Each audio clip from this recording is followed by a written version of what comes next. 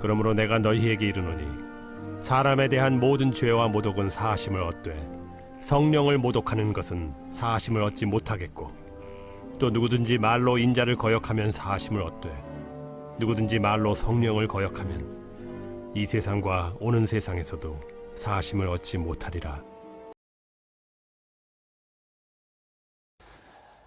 우리가 세상을 살다 보면요, 누구나 종종 공경에 처할 때가 많아요. 이 공경을 벗어나기려고 아주 애를 많이 쓰지만 그렇게 쉽지가 않죠. 우리들 앞에 닥친 이 공경에서 벗어날 수 있는 아주 확실한 방법이 있습니다. 바로 하나님께 회개하는 것이에요. 회개란 하나님께 내 모든 죄를 자복하고 그에게 용서를 받는 것입니다. 네. 요한일서 1장 5절에서는 이에 대해 이렇게 설명하세요. 만일 우리가 우리 죄를 자복하면 저는 미쁘시고 의로우사 우리 죄를 사하시며 모든 불의에서 우리를 깨끗하게 하시리라. 이렇게 설명하시죠. 네. 성경에 죄라고 표현된 단어가 많이 나오는데, 이 죄라는 단어의 원뜻은요, 화살의 관역이 벗어났다, 관역에서 벗어났다, 이런 의미가 있어요. 네. 그러니까 하나님을 향해 쏘아야 될 그 관역이요, 다른 곳을 향해서 갔다, 이제 그런 말입니다. 네. 그러니까 삶에 일어난 모든 문제들, 소위 우리가 곤경에 처했다 하는 문제들이요, 바로 하나님을 향해서 내가 관역을 쏘지 않았기 때문에 그렇다, 그런 설명이시죠. 네. 그런데 이것이 바로 죄라고 그런다고 말이에요. 네. 네. 그래서 바로 내가 다시 이제 하나님을 향해서 활의 시위를 이렇게 당기는 거, 그것을 가지고 우리가 회개다, 그렇게 설명할 수 있습니다. 네. 그래서 회개는요, 다시 하나님께로 다시 시작하는 것, 그런 의미가 있어요. 네. 사랑하는 여러분, 우리가 세상에서 얽히고 설킨 그 곤경, 어려움, 뭐 이런 것들을 이렇게 풀 수 있는 그런 시작은요, 바로 회개예요. 또 이 회개는요, 또 영원한 구원의 문으로 들어가는 또 시작이기도 하고 그런 겁니다. 네. 그래서 성경에서 회개라고 표현된 것은요, 그 마음을 바꾸는 것, 또 이렇게 설명하고 있어요. 마음을 바꾸는 것. 네. 이제껏 다른 곳에 화살을 쏟은 마음이 이제 하나님을 향해 내 시위를 당겨야 되겠다. 이렇게 해서 이 마음을 바꾸는 것을 의미를 하죠. 마음의 변화, 마음을 바꾼다는 것을 뭘 의미하냐면요. 마음을 바꾸면 행동이 바뀝니다. 네. 그러니까 우리가 회개를 했다 그런 말은요, 그저 마음만 바뀌는 것이 아니라 마음이 바뀌면서 또 삶도 변하는 것이죠. 네. 그런데 내 삶이 그저 똑같다 그러면요, 이것은 회개한 거 아니에요. 네, 회개한 것 분명히 회개한 것 아닙니다. 네. 그래서 성경에서는요, 내 마음이 바뀌고 그래야 내 삶이 바뀌어지는 그것을요, 회개에 합당한 열매를 맺는다. 이렇게 설명을 하죠. 네. 회개하고 하나님께 돌아가서 회개에 합당한 열매를 맺어라. 사도행전 26장 20절에 우리에게 그렇게 권면하시는 것이죠. 네. 자, 그럼 이제 회개에 합당한 삶이 우리가 일상이 변하는데, 우리 삶이 변하는데 도대체 삶이 어떻게 변화하는가? 그 몇 가지 우리가 한번 알아보도록 하겠습니다. 첫째, 회개는요, 이제껏 내가 귀하게 여기던 그런 것들이, 귀하게 여기던 것들이 달라지는 겁니다. 네. 우리 사도 바울 선생님, 우리 그 회개하고 또 일생 하나님께 나아간 그런 삶을 살았는데, 빌립보서 3장 7절 이하에서 이렇게 설명하세요. 그러나 무엇이든지 내게 유익하던 것을 내가 그리스도를 위하여 다 해로 여길 뿐더러 또한 모든 것을 해로 여김은 내 주 그리스도 예수를 아는 지식이 가장 고상함이라. 내가 그를 위하여 모든 것을 잊어버리고 또 배설물 같이 여김은 그리스도를 얻으려 함이라. 이렇게 설명하고 계시죠. 네. 회개란 내가 좋아하던 것이 달라지는 겁니다. 네. 네. 지난날 참 좋아하던 것들이 많이 있죠, 우리가. 그 좋았던 것이요, 회개라는 단계를 거치면서요, 싫어지는 겁니다. 네. 뭐 술, 뭐 담배, 뭐 도박, 또 사기치는 마음, 또 분쟁, 또 뭐가 있을까요? 거짓말, 뭐 등등. 내가 회개하기 전에 내가 좋아하던 것, 즐겨하던 것, 이제 그런 것들이요, 내가 그 회개라는 과정을 거치면, 다 그것이 다른 것으로 바뀌어야 되는데, 계속 뭐 그런 삶의 변화가 없다면 그것은 회개한 건 아닙니다. 네. 둘째, 우리가 그 회개를 이렇게 말하면 그저 주님한테 용서를 받고 그 주님의 주신 그 용서함으로 말미암아 내 마음이 평화를 얻었다, 기쁘다, 뭐 이렇게 설명을 많이 하죠. 네. 그리고 끝이에요. 네. 그것이 끝이어서는 안 됩니다. 이게 두 번째예요. 네. 회복이 수반돼야 됩니다. 네. 아니, 나의 회복만 수반되는 게 아니라요, 그 피해자의 그 회복이 수반돼야 됩니다. 네. 내 죄로 인해서 피해받은 그런 상대자가 반드시 있게 마련이에요. 네. 나로 인해 피해본 피해자들의 그 상실된 것을 내가 회복시켜줘야 된다, 그 말이죠. 이것이 온전한 그 회복이에요. 아니면 노력이라도 해야 된다, 그 말이죠. 네. 나만 회개하고 용서받고 화평을 누리고 기쁘다.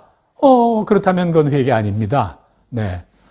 우리가 삭개오라고 알죠? 누가복음 19장 1절 이하에 나오는 삭개오. 뭐 그가 회개를 했어요? 그 회개한 후에 이렇게 기록이 돼 있어요. 내 소유의 절반을 가난한 자들에게 다 주겠사오며 만일 누구의 것을 빼앗은 것이 내가 있다면 내가 4배를 갚겠나이다. 이렇게 말하는 성경 내용이 있죠. 근데 바로 그렇게 하는 겁니다. 그렇게 하는 거.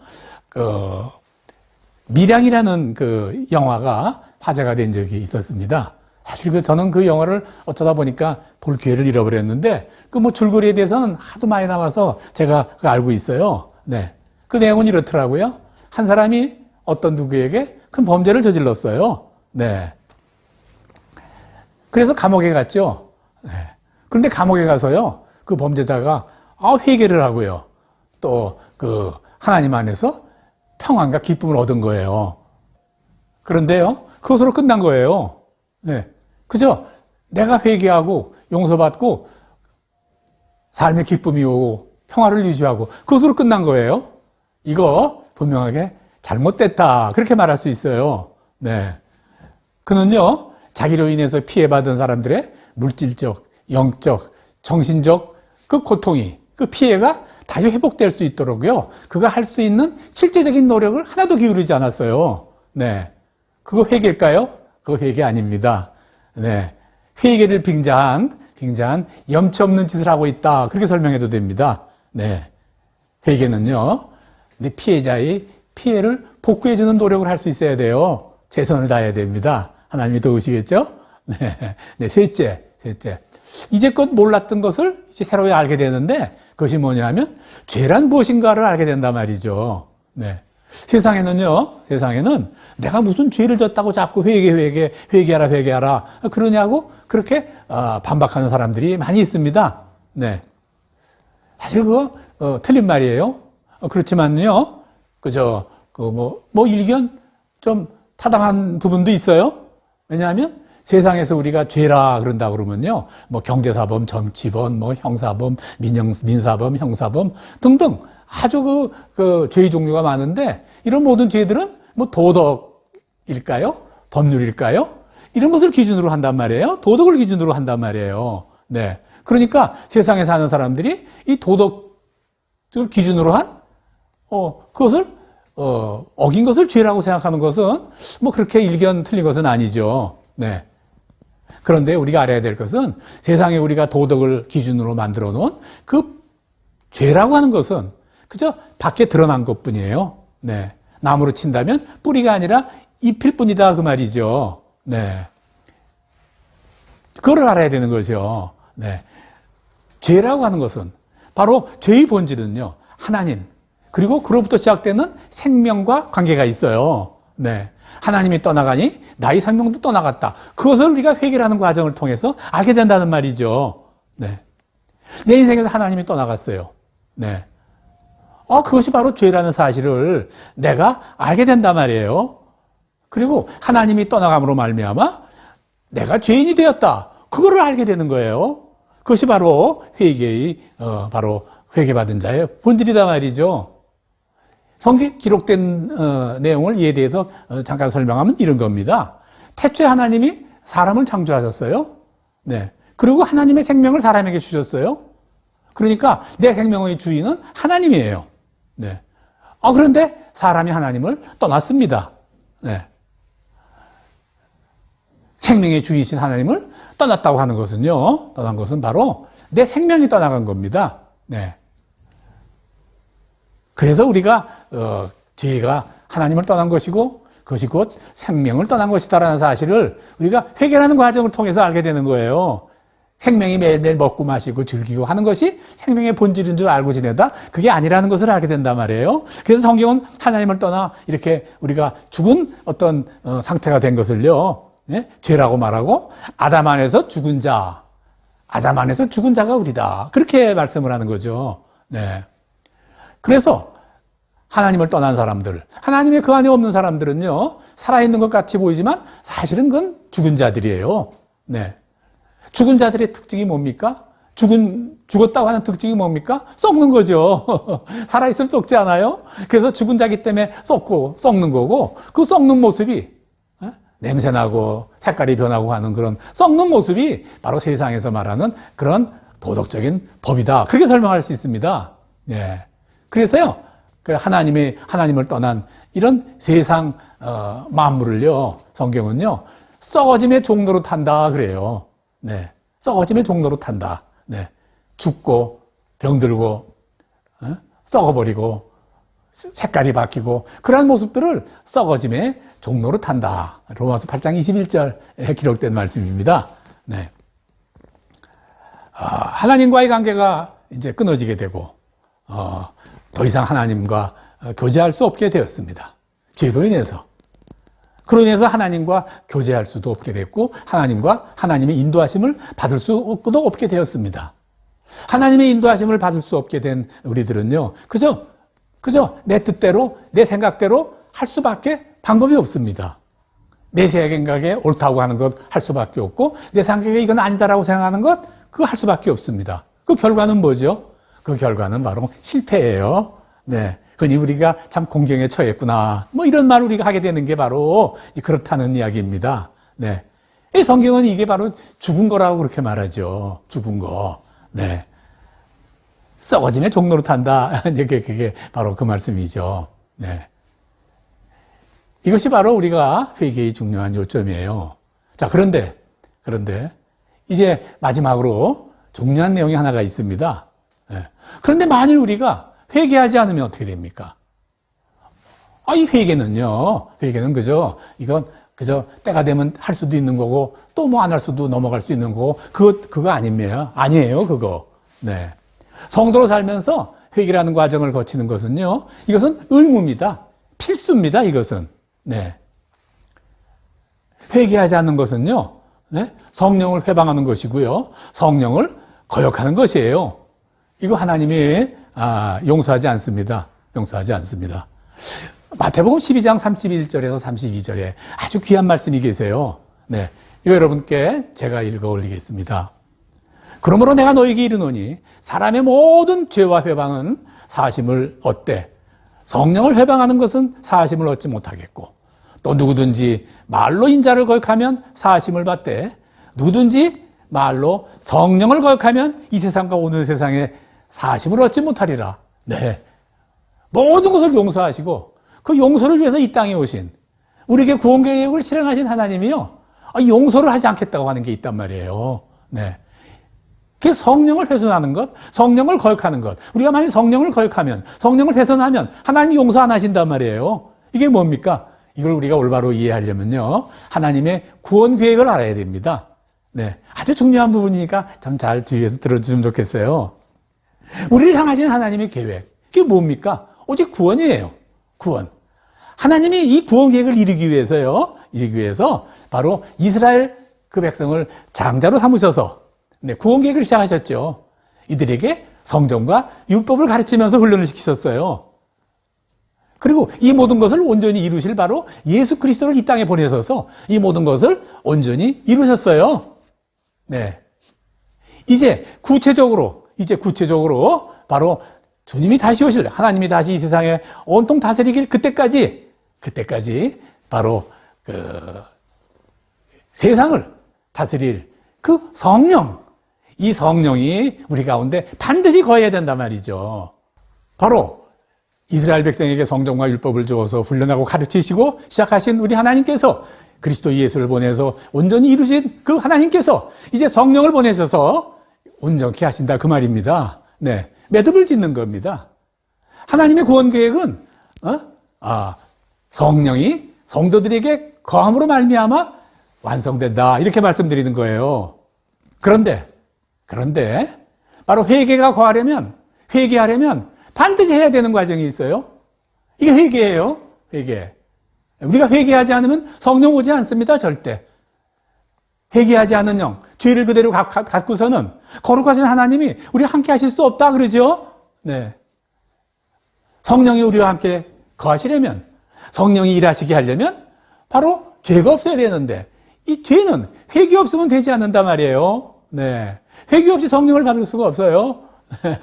네. 성령이 거하시면요, 오직 회개로만 가능하다. 이게 중요한 겁니다. 그래서요, 회개하지 않는 것이 성령, 하나님의 구원 계획을 막는 것이고, 성령을 회방하는 것, 그것이 바로 구원을 막는 것이다, 그 말이에요. 네.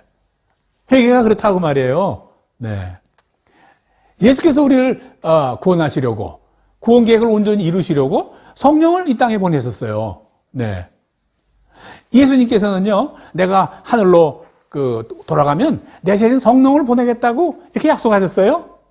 그 성령이 너에게 가르치시고 알게 하시고 마침내 구원의 문까지 같이 인도할 것이다라고 그렇게 말씀하셨어요. 그 성령이 예수님이 하시던 일을 대신할 거라고 그러셨어요. 네. 그 성령이 뭐라고 그랬느냐? 그가 와서 죄에 대하여, 의에 대하여, 심판에 대하여 세상을 책망하시리라. 세상을 책망하시리라. 너희를 회개하게 하시리라. 그 말이에요. 네. 회개하지 않는 것은 바로 하나님이 진행하시는 구원에 이르는 길. 그 길을 내가 딱 막아서고 있는 거예요. 네. 성령을 거절하는 것은 하나님도 용서하지 않으신다. 그런 거예요. 온 사람을 다 용서하시는 하나님이에요. 사랑하는 여러분, 회개하시기 바랍니다. 네. 그러셔야 됩니다. 하나님께서 이렇게 경고하시죠. 좋은 열매 맺지 아니하는 나무마다 찍혀 불에 던지우리라. 요한사도를 통해서 하나님께서 말씀하신 거예요. 네. 사랑하는 여러분, 말씀 마치겠어요. 네. 혹시 지금 나의 삶의 주변에 공경이라고 표현해도 좋을 만한 그런 일들이 있습니까? 네, 당연히 있죠. 그런 것 없이는 우리가 한 세상을 살아갈 수도 없어요. 매일매일 곤란스러운 일을 통해서 우리들을 바로 구원의 길에서 탈락시키려는 마귀와의 전쟁이니까요. 네. 회개하셔서 해결하시기 바랍니다.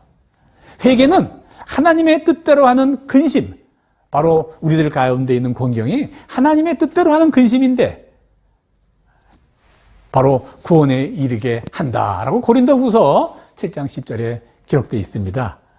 그 곤경함으로 인하여 회개하시고 그로 인하여 구원의 길을 온전히 걸어가시는 성도들이 되시기 바랍니다. 네. 회개는 믿음의 시작이지만 또 우리가 반드시 거쳐야 될 그런 구원의 길의 필수 조건입니다. 매일매일 이러한 삶, 회개의 삶을 살아가는 그런 성도들이 되시기를, 성령과 함께하는, 성령과 인도하시는 삶을 사는 그런 성도들이 되시기를 주의 이름으로 간절히 축원합니다. 아멘.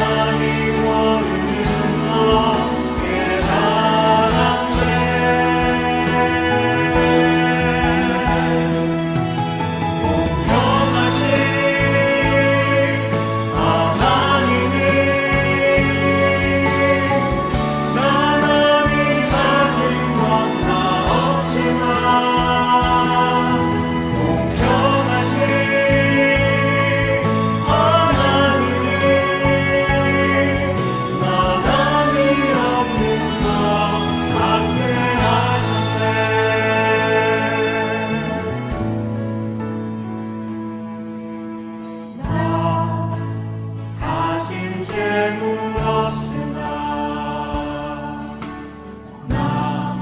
남이 가진 지식 없으나 남에게 있는 건강 있지 않으나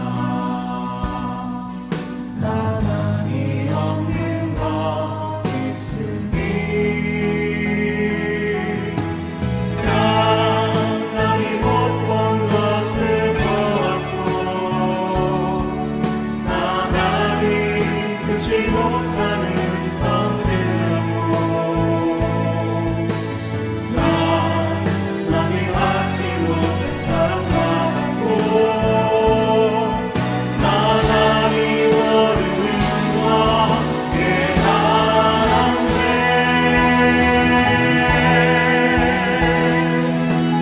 공평하신 하나님이 남이 가진 것 다 없지만 공평하신 하나님이 남이 없는 것 같게 하셨네 공평하신 하나님이 남이 가진 것 다 없지만 공평하신 하나님이 남이 없는 것 같게 하셨네 공평하신 하나님이 남이 가진 것 다 없지만 공평하신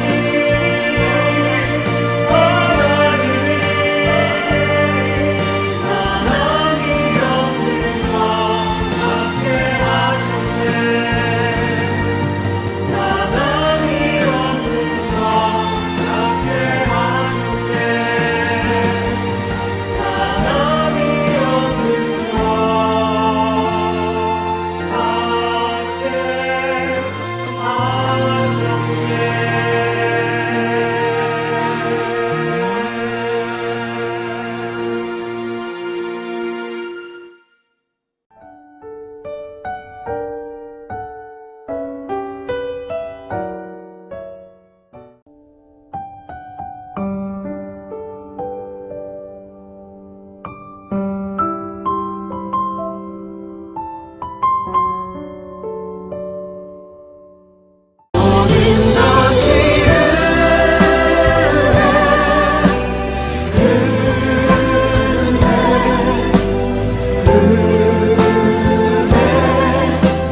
한없는 은혜 내 삶에 당연한 건 하나도 없었던 것을 모든 것이 은혜였어 모든 것이